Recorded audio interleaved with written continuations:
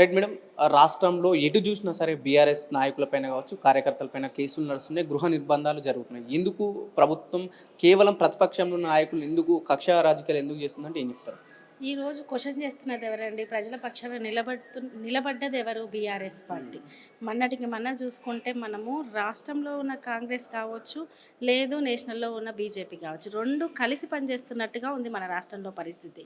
ఎందుకంటే ఈరోజు కేటీఆర్ గారి మీద పెట్టిన కేసు విషయంలో మొన్న సిబిఐ విచారణ చేసిన సందర్భంలో కూడా క్వశ్చన్లు కూడా అడిగిన క్వశ్చన్లే మళ్ళీ తిరిగి తిరిగి అడుగుతున్నారని చెప్పేసి అవి రాసిచ్చింది రేవంత్ రెడ్డి గారు ఏమో అన్నట్టు కేటీఆర్ గారు మాట్లాడిన సందర్భాన్ని చూస్తున్నాం. ఎన్ని నిర్బంధాలు పెట్టినా, ఎటువంటి అడ్డంకులు పెట్టినా మేము ఒకటే అంటున్నాం. బీఆర్ఎస్ పార్టీ తరపు నుంచి మా మీద పెట్టిన కాన్సన్ట్రేషన్ లేదు, కక్షపూరితంగా తీసుకునే నిర్ణయాలు ఇవి కాదు కావాల్సింది. రాష్ట్ర ప్రజలకు మీరు చేసే మంచి కావాలి. మీరు చేసి ఎట్టి కనబడుతుంది కదండి. పల్లెల్లోకి వెళ్దాం. ఒకటి ఈరోజు రైతు భరోసా అని చెప్పారు. మీరు ఏం చెప్పారు? ఎలక్షన్ ముందుల రైతు భరోసా 15,000 ఇస్తామని చెప్పారు. రైతు కూలీలకు ఇస్తామని చెప్పారు, కౌలు రైతులకు ఇస్తామని చెప్పారు, భూమి ఉన్న వాళ్ళకి ఇస్తామని చెప్పారు. మరి ఈ మాటలన్నీ ఆల్రెడీ రైతు భరోసా ఒక టర్మ్ అయిపోయింది, ఇయ్యలేకపోయారు. మళ్ళీ ఇప్పుడు ఏం మాట్లాడుతున్నారు? 12,000 ఇస్తామని చెప్పారు. అంటే మేమేమంటే మీరు చెప్పింది ఏంది? మీరు ఇచ్చిన హామీ ఏంది? ఇంతకాలం సంవత్సర కాలంలో మీరు చెప్పింది చెయ్యకపోగా ఇక మీదట చేసేది కూడా దానికి ఏదో ఒక కొండి పెడితే ఎలా? కాబట్టి రాష్ట్రంలో మహాలక్ష్మి పథకం గురించి ఈరోజు ఎంతమంది ఆడబిడ్డలకు మీరు మహాలక్ష్మి పథకంలో భాగమైన 2,500 ఇస్తున్నారండి? ప్రియాంక గాంధీ గారే చెప్పారు కదా, తెలంగాణ మొత్తం ఇస్తున్నాం 2,500. ఎక్కడ ఇప్పుడు నేషనల్ మీడియాలో సైతం నేషనల్ కాంగ్రెస్ నాయకులు ఏం చెప్తున్నారంటే పచ్చి అబద్ధాలు చెప్తున్నారు. అరే 9 లక్షల మంది ఆడబిడ్డలకు తెలంగాణలో 2,500 ఇస్తున్నామని చెప్తారు. ఈరోజు వెళ్దాం, 9 లక్షల మందిగా 900 మందికి కూడా మీరు ఇవ్వలేకపోతారు, ఇవ్వలేదు. ఇక మీదట కూడా ఇస్తారన్న నమ్మకం తెలంగాణ ప్రజల్లో లేదు. ఈరోజు పల్లెల్లోకి వెళ్దాం, ఏ ఆడబిడ్డకు వచ్చిందండి 2,500? అదిగాక చేసిన అభివృద్ధికి ఏదో ఒక పేరు పెట్టడము. మేము ఎట్లాగో కేసులలో ఒకప్పుడు తెలిసిందే కదా, ఓటుకు నోటు కేసు విషయం అందరికీ తెలిసిందే. నేను ఎట్లాగో జైలుకి వెళ్ళినని చెప్పేసి అభివృద్ధి చేసిన వాళ్ళ మీద, సంక్షేమం చేసిన వాళ్ళ మీద ఏదో ఒక రకమైన కేసుని ఇరికించడము. ఈరోజు రాష్ట్రం మొత్తం రైతు భరోసా గురించి మాట్లాడుకోవద్దు అంటే ఈ కేటీఆర్ గారి కేసు గురించి మాట్లాడుకోవాలి.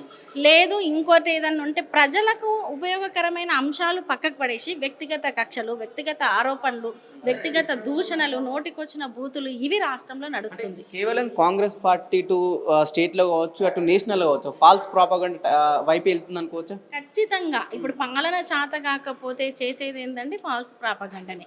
వాళ్ళకు సరి అయిన ఇప్పుడు రైతులకు కృష్ణా జలాల గురించి, గోదావరి జలాల గురించి, వాటా గురించి మాట్లాడే అది లేదు. పండిన పంటలకు దిక్కు లేదు, మీరు ఇస్తున్న బోనస్ దిక్కు లేదు, మహాలక్ష్మి పథకం లేదు, కళ్యాణ లక్ష్మి లేదు, ఈరోజు రైతు భరోసా మీరు చెప్పిన 15,000 లేదు. అసలు ఎటువంటి పథకాన్ని మీరు అమలు చేసిర్రు ఈరోజు తెలంగాణలో? ఏం పెట్టారండి? ఉచిత బస్సు అనేది ఒక్కసారి మనం వెళ్దాం. ఇదే బస్సులో కాంగ్రెస్ మహిళా నాయకురాలను రమ్మని చెప్తున్నాను నేను. ఎంత కొట్టుకుంటున్నారు, ఎంత ఇబ్బంది పడుతున్నారు. మొన్న పండుగ సందర్భంగా డబల్గా ఛార్జీలు వసూలు చేసిన సందర్భాన్ని కూడా మనం చూసాం. మరి మాట్లాడరు ఏంటండి? దాని గురించి మాట్లాడరు. కాబట్టి ఉచిత బస్సు స్కీమ్ తోటి ప్రజలకు ఒరిగింది ఏమీ లేదు. అదీగాక తెలంగాణలో ఉన్న మహిళలే ఆ ఉచిత బస్సు స్కీమ్ వల్ల ఇబ్బంది పడుతున్నారు. అంటే వాళ్ళు అసెంబ్లీ సాక్షిగా చెప్పారు, మహిళలకు ఉచిత బస్సు పెట్టడం వల్ల ఆర్టీసీ రెట్టింపు లాభాల్లో నడుస్తుంది అంటున్నారు. ఇప్పుడు ఒకటండి, మాట్లాడే మంత్రులకు కావచ్చు, మాట్లాడే నాయకులకు కావచ్చు, మీకు కరెక్ట్ అవగాహన ఉందా లేదా? ఏ రకంగా రెట్టింపు లాభం వస్తుంది? ఇప్పుడు ఆర్టీసీకి కట్టాల్సింది ఎవరండి? ప్రభుత్వ భారంలో నుంచే కదా, ప్రభుత్వ బడ్జెట్లో నుంచే కదా. మరి భారం ప్రభుత్వం మీద పడుతున్నప్పుడు ఈడ ఆర్టీసీకి లాభం వస్తుందని మీరు ఎలా మాట్లాడతారు? ఒకటి, ఈ రోజు వరకు ఏ పథకం గురించి అయినా సరే వాళ్ళు చెప్పిన ఎటువంటి హామీల మీద వాళ్ళకు పర్టికులర్ ఒక అవగాహన, ఏ రకంగా ప్రజలకు తీసుకెళ్లాలనే ఒక ప్రాతిపదిక లేకపోవడమే ఈరోజు ఈ అసమర్థతకు కారణం. ముందు ఎలక్షన్ ముందు ఏదంటే అది హామీలు ఇచ్చేసిరు, ఎట్లా అంటే అట్లా మాట్లాడిర్రు. అవసరమైతే ఇప్పుడే వెళ్ళి December 9 నాడు 2 లక్షలు తెచ్చుకొని మాట్లాడిరు. కానీ అది నెరవేర్చేసరికి వాళ్ళకి చేత కావట్లేదు. కాబట్టి ఈ చాతగానితనాన్ని ప్రజలు ఎక్కడ క్వశ్చన్ చేస్తారో, ఈ చాతగానితనాన్ని ప్రజలు క్వశ్చన్ చేస్తుంటే బీఆర్ఎస్ పార్టీ అండగా ఉంటుంది. కాబట్టి బీఆర్ఎస్ పార్టీని ఏదో రూపంలో ఏదో కేసులలో ఇరికియాలి. అలా ఇరికిస్తే వాళ్ళు మాట్లాడరు. లేదు మా అసమర్థత గురించి ప్రజలు కూడా డైవర్ట్ అయిపోతారు అనేది ఆ రకమైన కుట్ర జరుగుతుంది. రైతు భరోసా గురించి మీరేం చెప్పదలుచుకున్నారు? రీసెంట్గా క్యాబినెట్ సమావేశం పెట్టి మేము 6,000 ఇవ్వదలుచుకున్నామని రేవంత్ రెడ్డి కరాఖండగా చెప్పిండు. సంక్రాంతి కానుకగా ఇస్తామన్న 6,000 కూడా దాదాపు సంక్రాంతి అయిపోయింది. ఏం చెప్పదలుచుకున్నారు వీటి గురించి? ఒకటండి, ఇంతకుముందు బతుకమ్మకు మేము ఇచ్చే చీరలు బాగోలేవు, చాలా అద్భుతంగా ఇంకా మంచిగా 2 చీరలు ఇస్తామని మాట్లాడారు. తర్వాత మహిళా గ్రూపుల వాళ్ళకి ఇస్తామని మాట్లాడారు. ఏవండి ఇప్పటి వరకు మళ్ళీ దసరా వచ్చినా కూడా వాళ్ళు నెరవేర్చే పరిస్థితుల్లో లేరు. అంతెందుకు మీరన్న రుణమాఫీ గురించి 2 లక్షలు ఇప్పుడే వెళ్ళి తెచ్చుకోండి, ఇమీడియట్గా చేస్తాం, 100% చేస్తామని చెప్పారు. ఎక్కడండి 100% రుణమాఫీ? కాబట్టి ఆ పథకాలు ఏ రకంగా అవుతున్నాయో ఈరోజు రైతు భరోసా పథకం కూడా అదే రకంగా ఉంది. మీరు ఈరోజు మీరే ప్రభుత్వంలో ఉన్నారు కదా, ఒక్కసారి లెక్కలు తీయండి. రైతు బంధు పేరుతో రైతుల గురించి కేసీఆర్ గారు ఎన్ని లక్షలు ఖర్చు పెట్టారు, ఎన్ని లక్షలు ప్రజలకు ఉపయోగపడే విధంగా వాళ్లకు పెట్టుబడి సాయం అందించారు. ఈరోజు మీరు ప్రకటించిన రైతు భరోసా మీరు చెప్పింది ఏంది? 15,000. మీరు చెప్పింది ఎవరికి? కౌలు రైతులకి, భూమి ఉన్నోళ్ళకి, కూలీలకు. మరి ఈరోజు మీరు ఇస్తున్నది ఎవరికి? ఇస్తున్నామని ప్రకటించి మరి సంక్రాంతి అయిపోయింది కదండి, ఏ రోజు అమలు చేస్తారు? మేము నివేదికలు తయారు చేస్తున్నాం. ఎన్ని నివేదికలు తయారు చేస్తారండి? సంవత్సర కాలం అవుతుంది, ఇప్పటి వరకు ప్రభుత్వం చేతిలో సరైన నివేదిక లేకపోతే మరి మీ ప్రభుత్వం ఏ రకంగా పనిచేస్తుందని అనుకోవాలి మేము. అంటే వాళ్ళు కేసులు పెడుతుంది కదా, పని చేయడం కదా, అక్రమాలు ఏదైతే కేటీఆర్ లాంటి వాళ్ళు 55 కోట్లు స్కామ్ చేసినట్లు పనులు. మేము ఒకటి అంటున్నాం, ఇక్కడ అక్రమం ఎక్కడుంది, అవినీతి ఎక్కడుంది? డెవలప్మెంట్ కోసం అభివృద్ధి కేటీఆర్ గారు చాలా క్లియర్గా చెప్పారు. ట్రాన్సాక్షన్ జరిగింది, పలానా కంపెనీకి జరిగిందని కంపెనీ కూడా ఒప్పుకుంది, మీ అధికారం మీ చేతుల్లో ఉందని మీరు అవినీతి చేసిరని కేసు పెడుతుర్రు, అక్రమంగా పెడుతురు, కానీ నేను హైదరాబాద్ అభివృద్ధి కోసం చేశాను అని చెప్తున్నారు. ఈరోజు హైదరాబాదే కాదండి, ప్రపంచవ్యాప్తంగా మనం ఒకటి చూస్తున్నాం. రాష్ట్రంలో ఉన్న రేవంత్ రెడ్డి గారి పేరును సైతం మర్చిపోయి పేరు మాత్రం గుర్తుపెట్టుకోలేని ప్రజలను చూస్తున్నాము. ప్రపంచ దేశాలు సైతం హైదరాబాద్ గురించి మాట్లాడుకుంటే కేటీఆర్ గారి పేరుని గుర్తు చేసే సందర్భాన్ని చూస్తున్నాం. ఒకటే ఒక మాట అంటున్నారు కేటీఆర్ గారు, మీరు నా మీద ఎన్ని కేసులన్నా పెట్టండి, ఏ రకంగా అది అక్రమం అని మీరు నిరూపించినా సరే, అది మీ స్వార్థ రాజకీయ ప్రయోజనాల కోసం మీరు నా మీద కక్ష తీర్చుకోవడానికి నిరూపించవచ్చు, కానీ నేను హైదరాబాద్ ప్రజల ఇమేజ్ కోసమే చేశాను, నేను మంత్రిగా ఉన్నా ఉండకపోయినా ఈ ఇమేజ్ని కాపాడడం కోసమే కష్టపడతానని చెప్తున్నారు. గతంలో కేటీఆర్ గారు ప్రెస్ మీట్ పెట్టి అన్నారు, నేను మంత్రిగా ఉన్నా, మున్సిపల్ శాఖ మంత్రిగా నేను ఆర్డర్స్ ఇచ్చిన, నేనే చేసిన అని కరాఖండగా చెప్పినా సరే ఎందుకు పదే ఏసీ ఫోర్స్ఫుల్గా కేసులు పెట్టి లేకపోతే ఈడీ కేసులు పెట్టి విచారణకు పిలుస్తుందని? కేవలం ఈ రైతు భరోసా కావచ్చు లేకపోతే రుణమాఫీ మీద ప్రశ్నించొద్దు, మేము డైవర్ట్ చేయాలని ఒక ఆలోచనతో ఉన్నదా కాంగ్రెస్ పార్టీ? ఒకటండి, ఈరోజు దేశవ్యాప్తంగా మనము అభివృద్ధిలో 10 ఏళ్ల క్రితం హైదరాబాద్ ఏ రకంగా ఉంది, ఈరోజు ఏ రకంగా ఉంది అనేది ఒకటి చూసుకుందాం.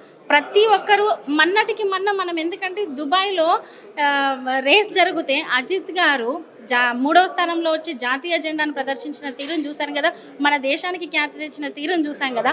మరి ఆ రకంగానే హైదరాబాద్ బ్రాండ్ ఇమేజ్ పెంచాలి. హైదరాబాద్ ఎవరికి సాధ్యం కాలేదు, దేశవ్యాప్తంగా ఏ ఒక్క నాయకుడికి సాధ్యం కానిది ఈరోజు హైదరాబాద్కి తీసుకొచ్చి అత్యంత అంగరంగ వైభవంగా మన ఇమేజ్ను పెంచే విధంగా ఫార్ములా ఈ రేస్ నిర్వహిస్తే మీరు లేని లోసగు, అందులో ఏమీ లేదు, డొల్లా అని చెప్తున్నారు. నిజంగా చెప్పాలంటే కేటీఆర్ గారి మాటల్లో చెప్పాలంటే లొటపీస్ కేసు, నేను దీనికి భయపడనని కూడా చెప్పారు. ఒకటండి, వాళ్ళకి ఏంటంటే వాళ్ళు చేసే పనులు ప్రజలు మెప్పు పొందే పనులు కాదు.